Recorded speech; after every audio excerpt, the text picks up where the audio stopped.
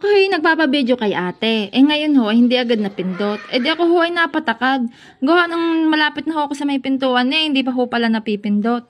Si ate nga pala ho ay nanalo sa scatter. Kaya ho siya ay nagpabili ng rice cooker at saka ho ng super ratan. Ayan ho, nanalo ho siya Wala pa ho masyadong gamit ang bahay ni ate. Gawa ho ng, yan ho ay bago pala Kaya daw ho siya ay maglalaro pa ng maglalaro sa scatter. Para pag daw ho siya ay nanalo, ibibili daw ho niya ng mga gusto niyang gamit sa bahay. Diga ho, kaya ho kung kayo ay kulang pa rin sa gamit sa bahay, ay di kayo mag-scatter na. At pag ho kayo nanalo, inyo na rin ang ibili. Ayan ho, yan ho ay super ratan.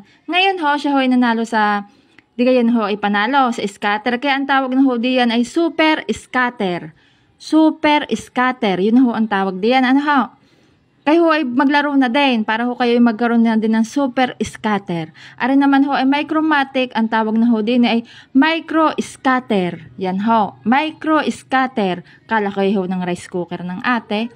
Pwede na hong dumami ang bisita ng ate at magluluto na ho niya ng madaming kanin. Diga ho, kayo ho ay tumaya na din sa scatter at nang kayo ho ay makaipon ng gamit. At ako ho ay tataya na din para ho ako ay makabili naman ng pom. Gusto ko ho ay pom